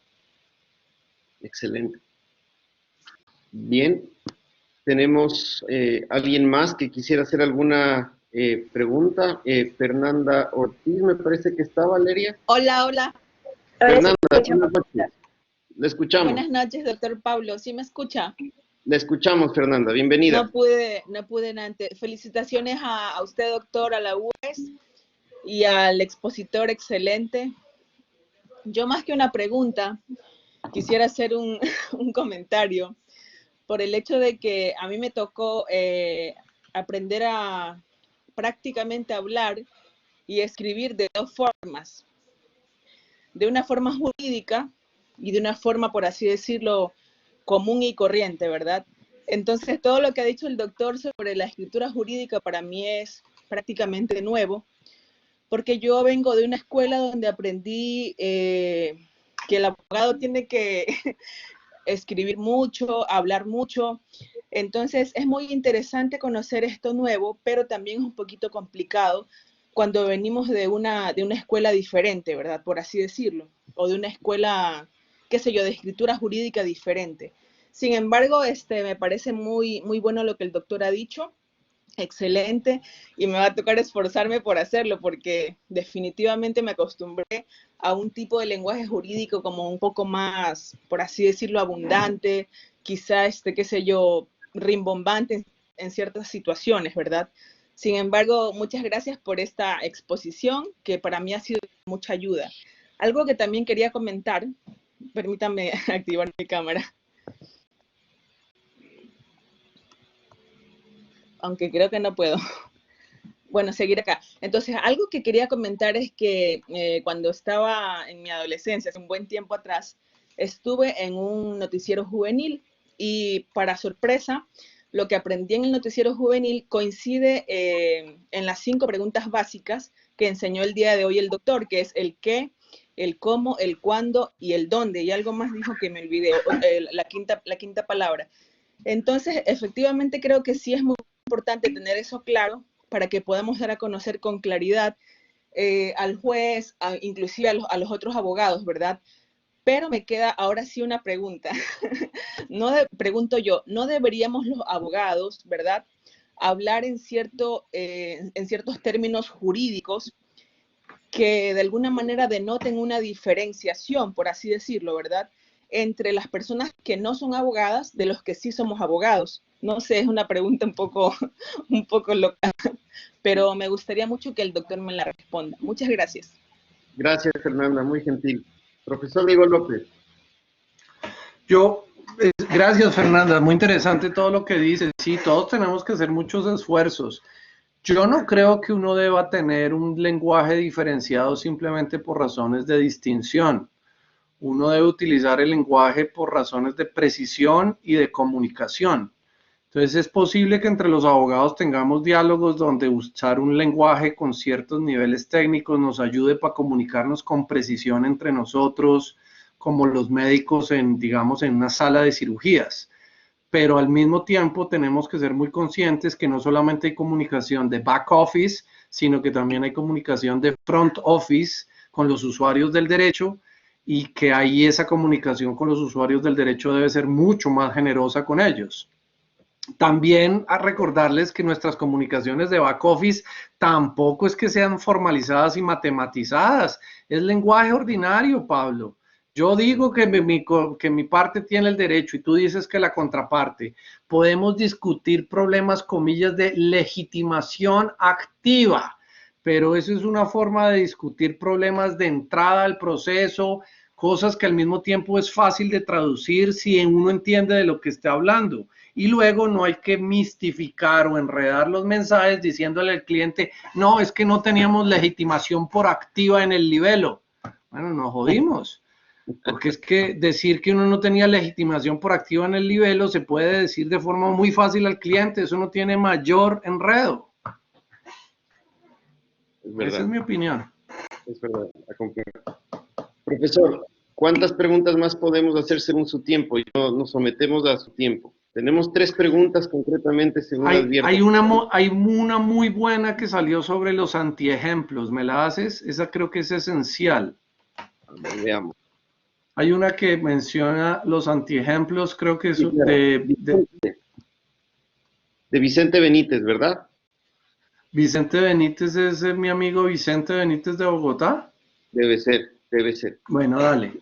Dice, muchos de los casos de la muestra que funda la investigación son antiejemplos. ¿Tiene en mente ejemplos a seguir de cortes, profesores o abogados en castellano que no incurran en estos pecados? Excelente presentación. Diego, un abrazo y mi admiración. Pues Vicente, a ver, no son antiejemplos en el siguiente sentido. No son extraordinarios. Yo no me puse a coger como, digamos, las flores feas del jardín para exagerar retóricamente el impacto de mi presentación. Casi todos los ejemplos que están en la presentación son casi escogidos al azar. Y es lo que a mí más me sorprende, que esta es una caracterización de la forma general en que escribimos, y no son antiejemplos en el sentido en que sean los malos escritores. Sí son antiejemplos en el sentido de que yo estoy diciendo que no se debe hacer, pero son increíblemente comunes. ¿Hay gente que escriba bien? La respuesta está pegada de la mano. Sí, pero ellos sí son anormales o excepcionales. Porque casi todos aprendimos a escribir de estas formas con mucho peso gramatical sintáctico, oraciones muy pesadas, semánticamente muy acrolécticas, es decir, las variaciones elegantes y la pretenciosidad muy disparada, etcétera, etcétera. Esa sería mi respuesta, y gracias por la pregunta porque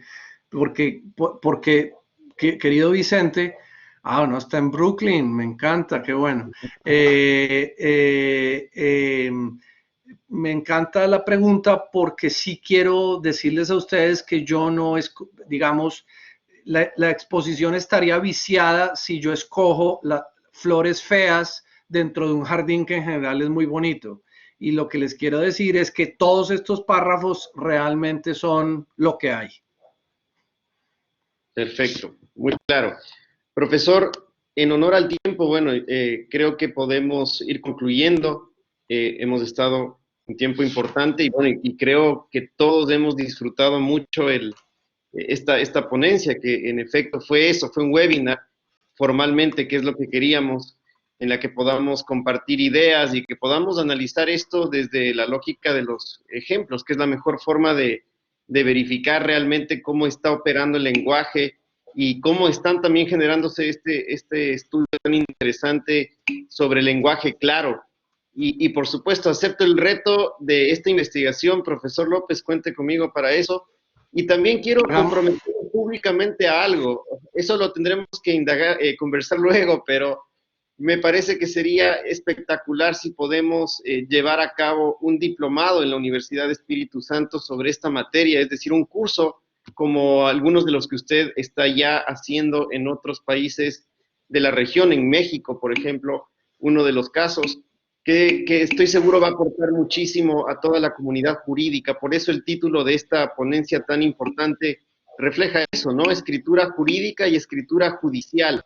Y eso involucra a los distintos actores, no solo a jueces, no solo a juezas, sino a las abogadas y abogados en el día a día. Yo estoy muy reconocido como director de la escuela por haberlo tenido con nosotros, sin duda, y lo digo claramente, este ha sido uno de los mejores foros que hemos tenido hasta ahora, y sabía que esto iba a suceder. Mire usted la cantidad de mensajes que tenemos. Para mí ha sido un verdadero gusto poder tenerlo usted aquí y compartir sus conocimientos, tener al gran profesor Diego López Medina, que siempre lo menciono en mis clases en la Universidad de Espíritu Santo, justamente en la materia Sistemas de Fuentes del Derecho, y pues para nosotros es un altísimo honor que haya aceptado esta invitación y que sea el inicio de un gran trabajo conjunto entre nosotros y en beneficio siempre de este campo jurídico tan importante, profesor.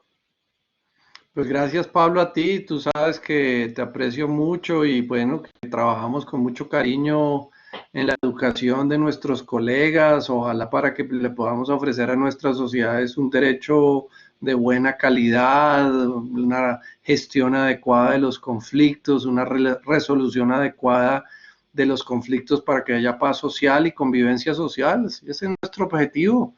Los bienes públicos de la justicia y el derecho, yo creo que eso es a lo que nos deberíamos enfocar mucho.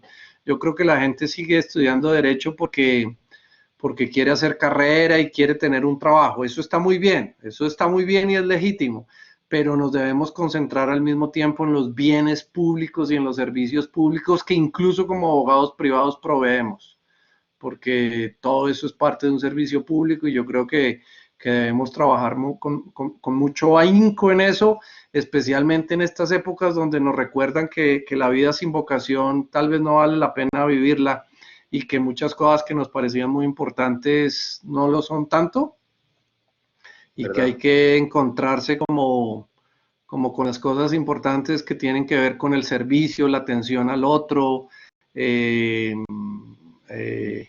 la capacidad de servir, ¿no? Tal vez eso nos salva.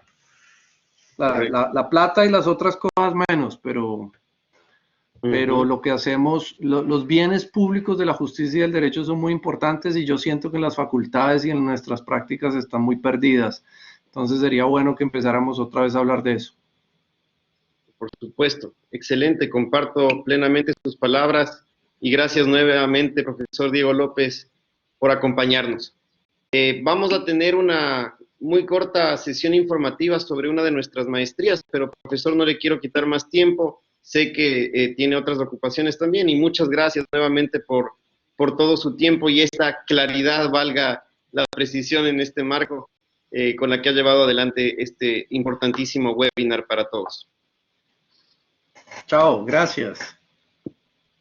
Bueno, distinguidos participantes, gracias a ustedes también por haber manejado esto de manera tan activa. Ustedes han confirmado que se ha tratado de un nuevo webinar que lo hemos llevado adelante con un ponente de altísima calidad y vamos a seguirlo manejando así, vamos a seguir proyectando más foros para ustedes. Esto no se va a acabar con la pandemia, esperemos que esa pandemia concluya pronto, pero esto va a seguir. Y es parte de los compromisos que asumimos en la ahora Escuela de Posgrado en Derecho que se encuentra bajo mi dirección. Así que gracias a ustedes siempre por acompañarnos. Y a propósito de los temas que hemos discutido, quiero invitarlos a quienes puedan estar interesados para que nos acompañen en una muy breve charla informativa sobre nuestra maestría en Derecho Constitucional, que es sin duda alguna nuestro más importante programa en términos de trayectoria y de experiencia en nuestro medio, y es un programa que se ha nutrido de mucha experiencia de profesores nacionales e internacionales, los mejores sin duda en este campo, y esperamos que podamos tener también la participación del profesor Diego López Medina en nuestra maestría. Esta maestría es una maestría profesional, como ustedes pueden observar. Esta maestría lo que busca es justamente topar temas como el que vimos en esta conferencia y es atacar, por decirlo así, los problemas sociales, los problemas prácticos del día a día y sobre ellos construir conocimiento, construir un pensamiento jurídico propio, concentrarnos mucho en nuestra realidad, en nuestros particularismos, que son frases que el profesor López Medina las maneja muy bien en sus distintos textos, indagar mucho la jurisprudencia, los textos de los jueces, para a partir de eso empezar a construir un derecho distinto, con otra metodología incluso de investigación. Y esto hace esta maestría en sus distintas materias. El título a obtener es Magíster en Derecho Constitucional, es un programa que tiene una duración de 1 año, es un programa que se imparte todos los fines de semana, es intensivo por decirlo así, pero tenemos muchas ventajas en este programa que no lo tienen otras maestrías de nuestro medio y que pues, luego de un gran esfuerzo que hemos venido llevando adelante lo hemos conseguido. El horario de clases es de viernes, sábados y domingos para personas que no puedan cursar una maestría o un título o obtener un título de 4º nivel, en este caso, manejando un nivel de estudios intensivo entre semana, pues esta es una opción para ustedes con horarios flexibles. Nuestro programa inicia el 4 de septiembre del 2020, parece lejano, pero yo les invito a que reserven sus cupos porque es una maestría que por sus características generalmente tiene muchos interesados. Este programa tiene varios beneficios y entre ellos este que menciono que lo hace inédito en nuestro medio, y es que tiene incluido en el valor del programa una estancia académica internacional con las instituciones o con las instituciones públicas o universidades con las cuales UES mantiene convenios, tiene alrededor de 60, 70 convenios internacionales. Y en el campo de la maestría en Derecho Constitucional tenemos un convenio en este momento con la Universidad Externado de Colombia, con nuestros grandes aliados de la Universidad de Génova, con la Corte Constitucional de Colombia, con quienes también hemos suscrito un convenio, un acuerdo de cooperación hace poquísimos meses, y también tenemos un convenio de cooperación con la Corte Interamericana de Derechos Humanos. Esto nos permite que nuestros estudiantes puedan hacer estancias internacionales para que conozcan desde el día a día, desde la realidad, desde otros campos, de otro contexto comparado, cómo está operando el derecho y que puedan comprobar cómo se maneja también cada una de las áreas del derecho constitucional en otras regiones. Aun cuando no sea una maestría de investigación, no descuidamos en absoluto la investigación y más bien tratamos de darles herramientas, incentivarlos luego a seguir profundizando en la investigación jurídica, la escritura técnica, por ejemplo, académica, como lo que acabamos de ver, la metodología de la investigación aplicada, enfocada en problemas sociales. Si la pandemia continúa, nosotros tenemos una alternativa, y nuestra alternativa es llevar adelante un diplomado internacional de la misma calidad para que ustedes puedan aprovecharlo y obviamente puedan contar con estos importantísimos profesores como los que hemos dado muestras en nuestros foros, en nuestros webinars. la gran mayoría de profesores que han participado aquí son profesores de nuestra maestría en Derecho Constitucional. Así que ahí tienen una gran ventaja y que vale la pena aprovechar. Algunas de las materias de nuestra malla curricular: constitucionalismo contemporáneo, Estado y Constitución, sistemas de fuentes del derecho y jurisprudencia constitucional, derecho constitucional económico, está metodología de la investigación, donde vemos temas muy similares a los que hemos tratado hoy.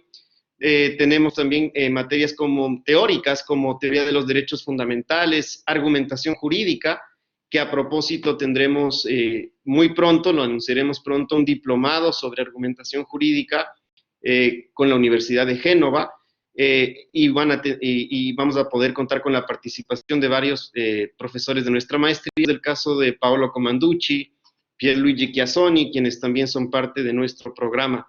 También tenemos materias como interpretación constitucional, control constitucional, garantías jurisdiccionales, práctica procesal constitucional, que es muy importante a la hora del ejercicio para adquirir técnicas de litigio, para adquirir también técnicas de oralidad. Sistemas de protección de derechos humanos, para eso tenemos la participación de profesores que trabajan en el día a día en la Corte Interamericana de Derechos Humanos. Aquí algunas de nuestras autoridades para que ustedes puedan verlas, encabezadas por el canciller Carlos Ortega y el rector Joaquín Hernández. Aquí los directivos ya académicos de nuestra facultad de posgrado, la economista Michelle Díaz, quien es la directora académica de la facultad, quien les habla como docente también de esta maestría y director de la Escuela de Posgrado en Derecho. Y siempre contamos con el apoyo ad honorem del doctor Jorge Zavala Vegas, quien se desempeña como coordinador académico de las maestrías en Derecho de nuestra universidad.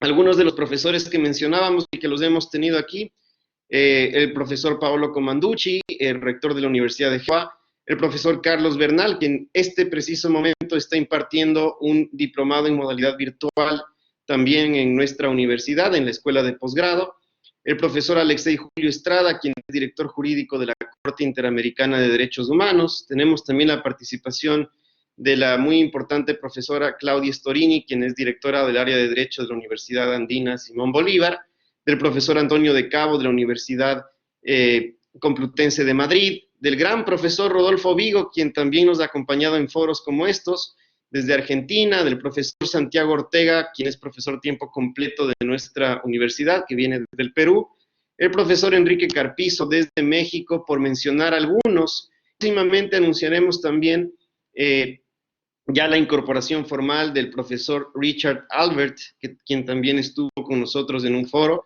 hace poco, y del gran maestro Jules Coleman, quien también se integra a la nómina de profesores de este programa, que hace sin duda alguna de un programa único, no solo en el país, sino de amplio reconocimiento en la región.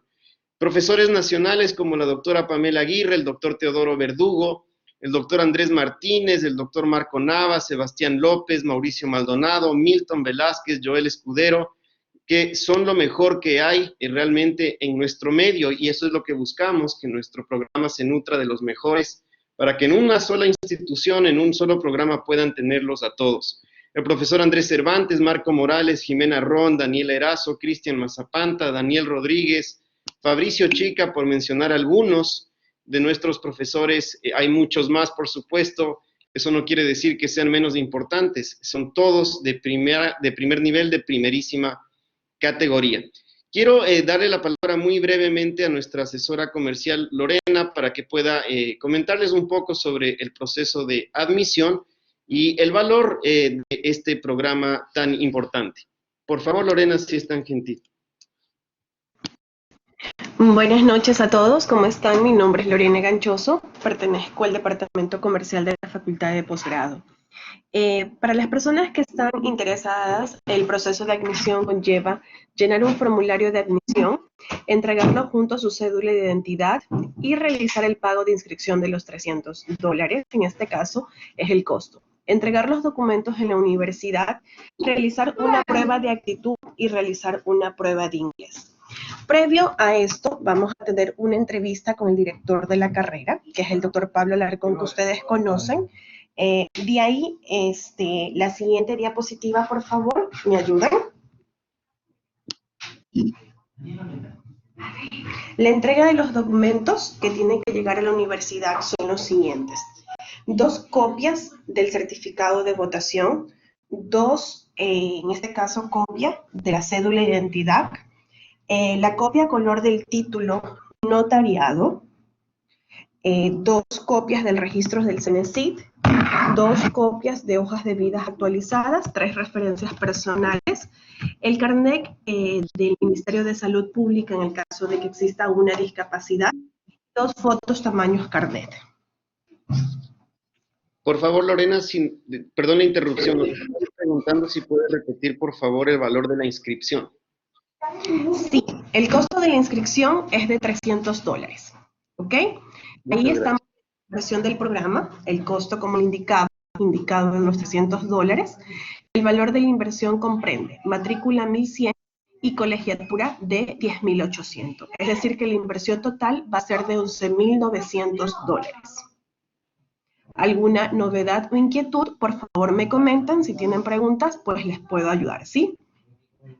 Gracias, Lorena. Igual tenemos aquí los teléfonos de contacto y nuestro correo institucional para quienes deseen plantear sus inquietudes, preguntas en torno a este programa.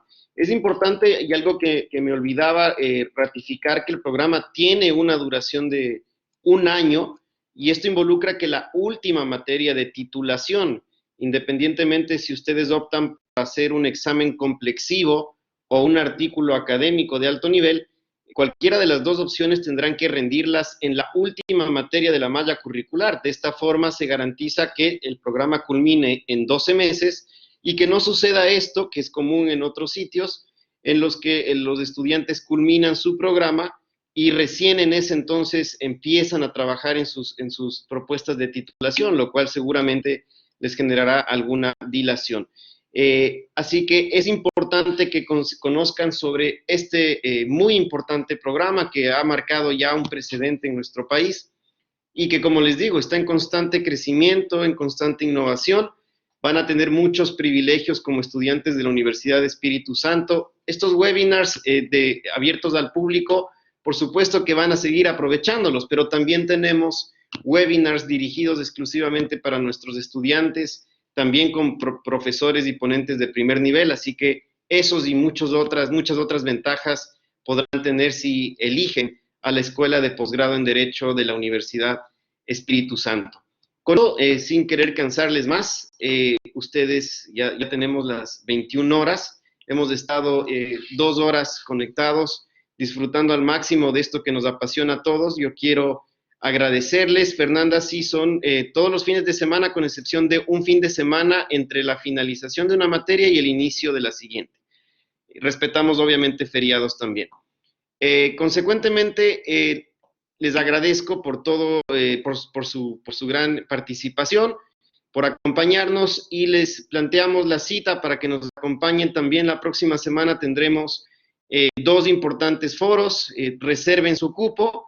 El primero se relacionará con derecho de empresa en temas muy importantes, de prácticos, por supuesto, y luego de esto tendremos el día sábado de la próxima semana un foro internacional de primer nivel con profesores de la Universidad Autónoma de Barcelona, con una profesora de nuestras maestrías argentina, el profesor Milton Velázquez, también nos acompañará sobre descentralización, y nos cuestionaremos un poco sobre el modelo que Ecuador podría implementar a corto plazo frente a todo lo que ha sucedido y que ya ha generado la necesaria reformulación de muchas instituciones. Así que les invito a estar muy pendientes, la publicidad saldrá en estos días, reserven su cupo y, como siempre, les digo gracias por preferirnos, y la Universidad de Espíritu Santo, a través de esta escuela, les agradece por su activa participación.